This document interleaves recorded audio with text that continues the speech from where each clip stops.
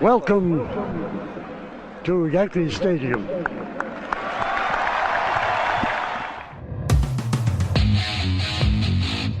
They win the final game 5-2 to remain the baseball champions of the world. The Yankees, with this 9-0 crusher, have won their 17th World Series. The Yankees again are world champions. The Yankees win their 21st World Series.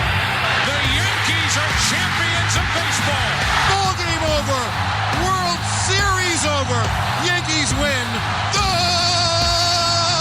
Yankees win. The Yankees are back on top. World champions for the 27th time.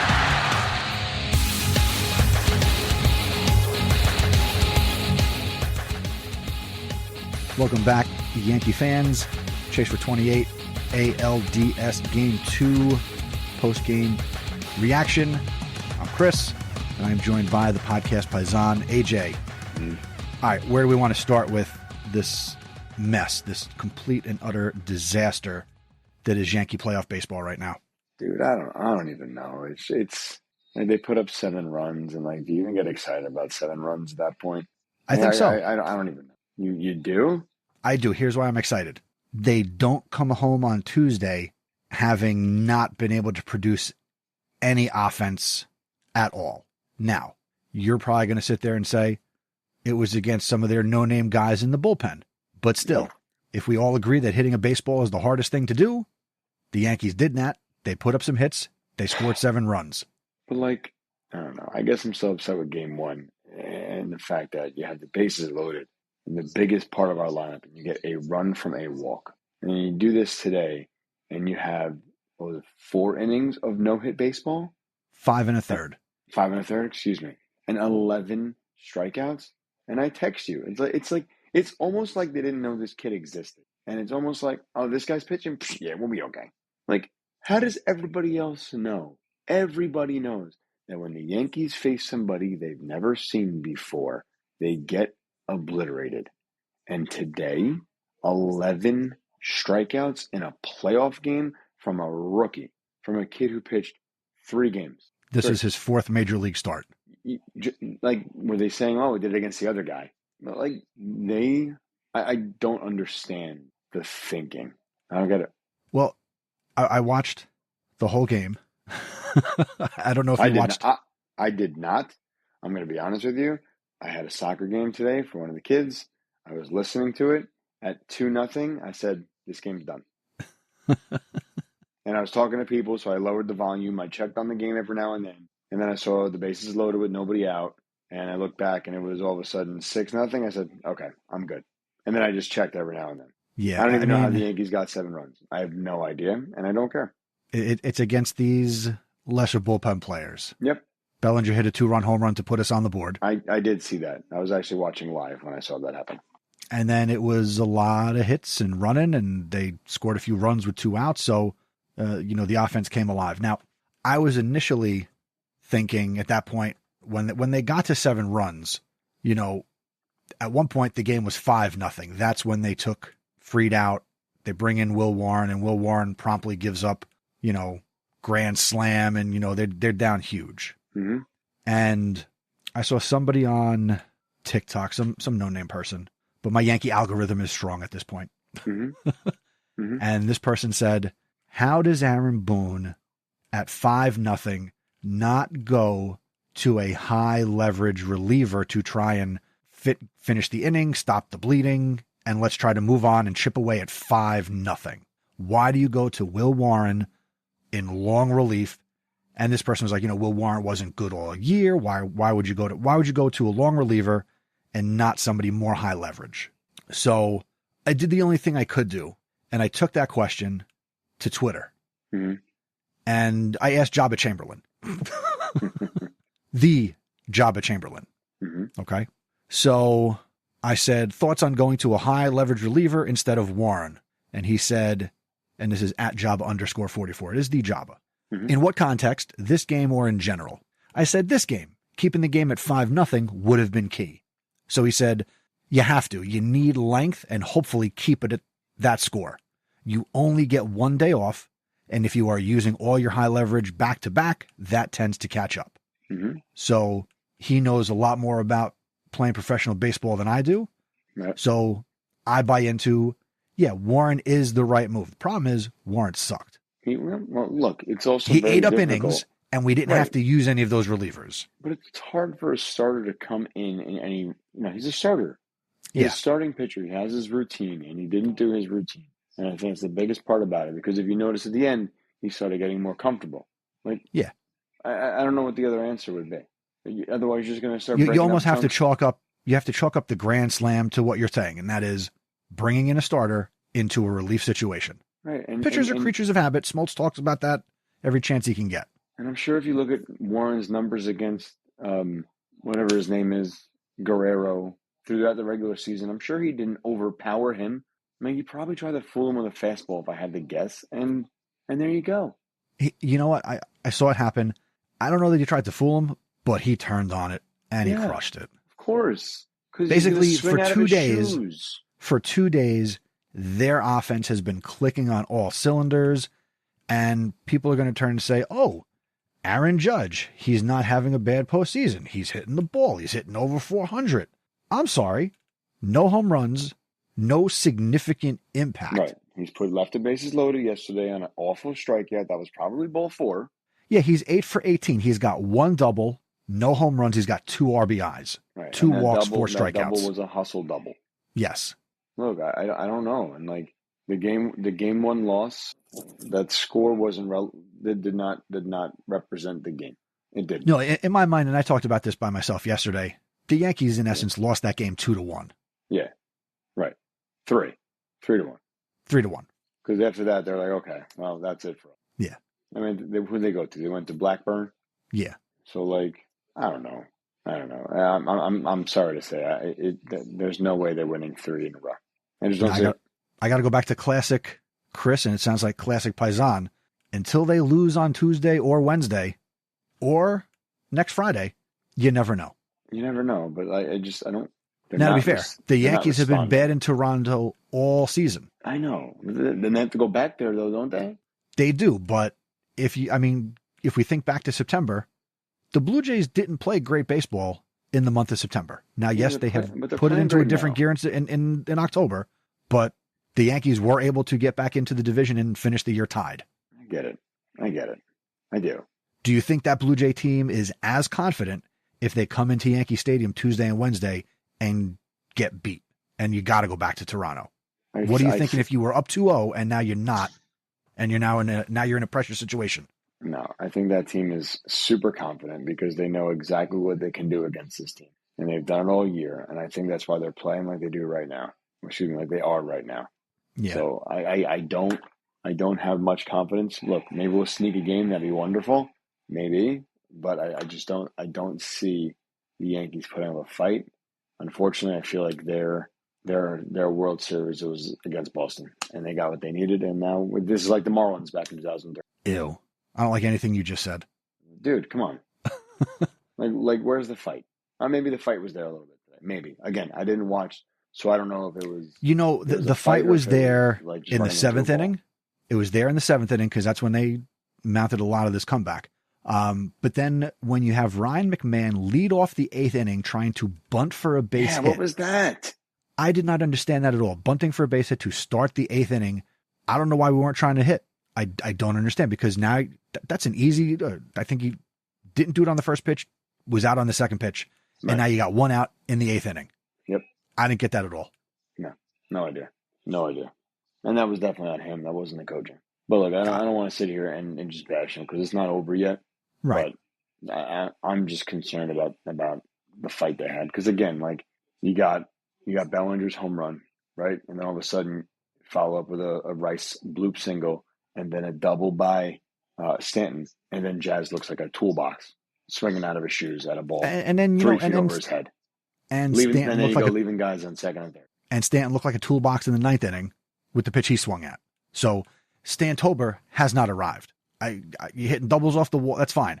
I needed him to hit a 3-run home run earlier in the game to make it 13-8. Right, right, or 13-9, whatever situation he came up. Whatever it would have been. Yeah, I know. It just look, I want to believe that Rodon can pitch well, but I got to be honest, he didn't really pitch great the other night. I don't know what Tuesday's weather is going to be like. Maybe that's a benefit for us and this team coming out of a dome. The roof was open all weekend. I know, but it was beautiful. Just saying, And it was hopefully beautiful. It'll be cold. Yes. Hopefully it'll be cold. Tuesday, we're looking at a high of 79. I guess not. And hold on, let me see. It's going to be, looks like first pitch 8 o'clock. It'll probably be in the low 60s, and then going down from there. Okay. Look, whatever. So it'll be a cool October night in the Bronx on Tuesday night. Right. So, and that means probably not a lot of homers. So they really have to produce runs, and this team does not do that. And I'm upset. I'm upset because I didn't think. Like, look, listen. You got Toronto falling apart down the stretch. They don't have Scherzer. They're pitching a rookie. They're pitching Bieber, who the Yankees smack every time. So I'm sitting here saying, like, okay, so if we lose game one, which is very possible with Luis here, I'm like, all right, we lose game one, but we got to take game two against a rookie and a bullpen, 11 Ks, 5 innings, no hits. So now what are you supposed to think when you're coming home against Bieber, who dude has pitched 40 innings? And like you're sitting here going, like, there's no reason he should beat the Yankees. But you know what's going to happen. He's going to beat the Yankees. Like, I'm sorry. Like, the Blue Jays look like trash. And they haven't played in a week. How do you go from looking like trash, not playing a week, to putting up 23 runs in 2 games? They didn't put up 23 runs the entire stretch to win the division. Yeah. A couple things based on some comments you just shared. Number one, the last 2 games are the first time in Yankee playoff history that they have given up 23 runs over 2 playoff games in their history. To which I commented on Twitter, the Yankees are doing all sorts of firsts in the playoffs under Aaron Boone as manager, and it's not the right stuff. Right. And then you mentioned, how the Blue Jays play at home. I saw some conspiracy theories on social media that it made me laugh because it's probably not true, but it does make you raise an eyebrow. And yours is already up, so that we're ahead of the game. There you go. Perfect. That maybe George Springer brought some of his Houston antics to Toronto, because if you look at them through the course of this season, they have played much better at home than they've played on the road this year. Yeah. I'm not going to buy into I don't know how you say trash can in French.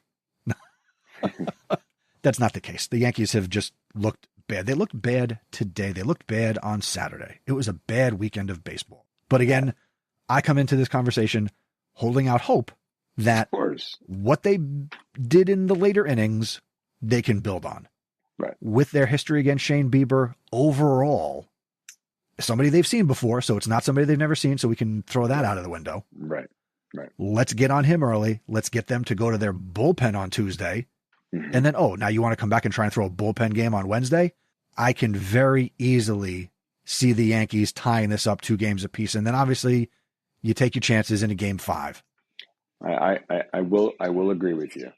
If the Yankees beat Bieber and they have the bullpen game for Toronto and Cam on the mound for game 4, I will agree with you that they can take it back to Toronto.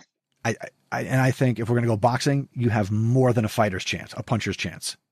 Who do they are able to throw Fried? They would throw Fried on regular rest. On that Friday? Regular rest, Friday, all hands on deck. Yeah, Friday.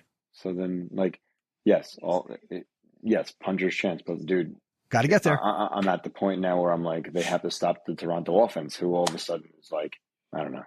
Yeah. I think what bothers me most is, these guys are like nobodies. Like Ernie Clement. I would love to go through Baseball Reference and find me the name of any baseball player named Ernie. Ernie Banks? Alejandro. Okay, got me. Take that one out when you edit. Mr. Cub. There you go. No, but Alejandro Kirk. That fat dude. The dude is 5'6", and he swings the bat faster than I don't understand it. Look, I got to eat crow on that because I've been saying for years that he should be on my softball team. And here he is. He's a major league catcher flopping around the bases on his home. I mean, he can't even move around the bases, but yet he kills the Yankees. Every time he stands up behind the plate and he has his little, I always feel like, is my widescreen high definition picture squished in the wrong direction? Right. You don't know if he's actually standing or not. Yeah. But hey, he's doing something I would sell my soul to the devil to do. It's your damn truth right there. Man. That's what I'm saying. I just don't understand how these scrappy guys, maybe, look, How many times have we said the Yankees are built incorrectly? Oh, Right? we've been saying it since we started this program. I know. And when you look at a team like that, scrappy guys. But notice how I'm not saying things home like, run. I'm not saying things like, why are we not putting the Martian in? I'm not saying that. I know. Bellinger needs to play left field. Yeah. I mean, if you want to, we can start the conversation now about what November should look like. Well, let's get there. Give it a week. We can figure out the trade prospects that are going to happen. I would like to think we can get to that game 5. I'm hoping and we have at least all hands on deck and have at least 2 more conversations here in the ALDS. Is my thought. Yes, it'll be you and me on Tuesday because the podcast Padre is going with the podcast Broham to the game on Tuesday night. Wow, and you get nothing out of that one. I get nothing. You get to record an episode about it. Yes, but maybe it'll go like last year in the World Series where Nessie attended one World Series game and that was the game we won. Well, let's hope for the best. So. Yeah, so we got Rodon. Starts with one inning. Sorry, one at bat, 1 inning at a time. That's it. So Rodon and Shane Bieber on Tuesday from Yankee Stadium. That game will be on FS1. If you want to try and get tickets, I would recommend the SeatGeek app.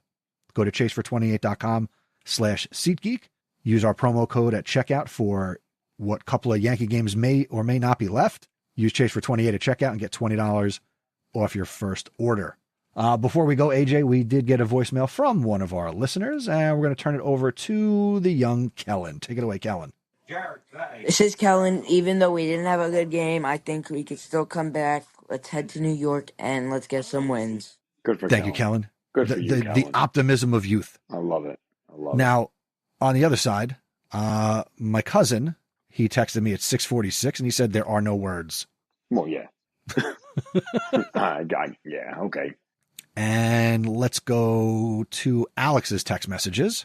Let's see. He quotes me from last night. Toronto has no starting pitching and a deadpan emoji. Then he says, this is 4:43. So the game's like 20 minutes old. Yeah. A lot of game left. Then he follows that up with, maybe the second time through the lineup will be different. I said, we shall see. And then he said, it was a good take by, this is at 4:46. That was a good take by Grisham on that 2-2. Jesus effing Christ. Dude out here looking like freaking Cy Young. Seriously. F this, I'm going to make dinner. That was at 4:46. I didn't hear from him the rest of the night. I'm sure.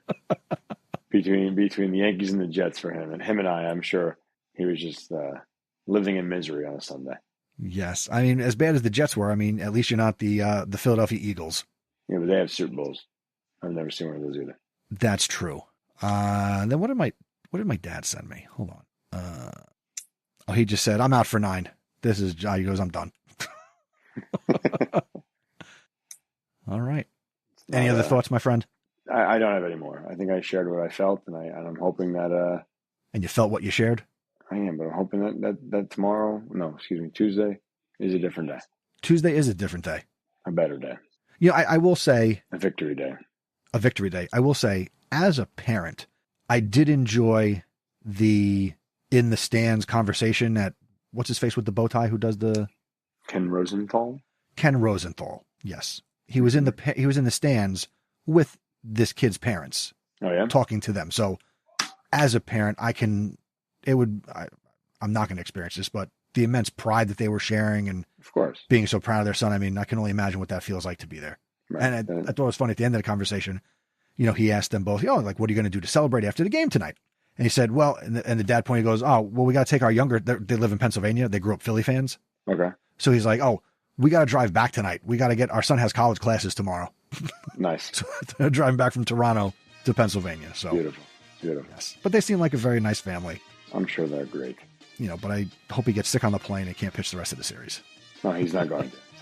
There you go. Well, I mean, in game 5. Hopefully all they get food poisoning. And I will say this.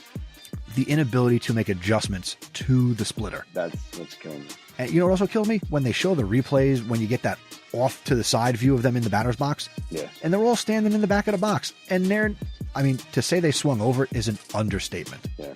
But they're doing it yesterday. Yeah, because they all stand in the back of the box. Oh, well. All right. It's over now. I don't know what to do. Maybe adjustments for Bieber. You know what he's bringing. Yes. And hopefully we bring the bats, and we are 2-1 on Tuesday night. Really that game is at a little after 8 o'clock Eastern time, and we will record something after that game. Sure. 8 o'clock? Great. So that means okay, good. My son is back to school night that night, so I have to be a dad. So I'm glad it's okay, good. There you go. That'll distract you. Yeah. Although I've gotten in the habit of, I don't care where I am, I just walk around and turn the Odyssey app on, and I just listen to it in my pocket. I do the same thing. I have the headphone ready to go. Thank you, Dave Sims and Susan Waldman. Hey now. Shout out. All right. AJ, enjoy the rest of your Sunday. We'll be back on Tuesday night. Be good, my friend. Let's go Yankees. Come on. One more.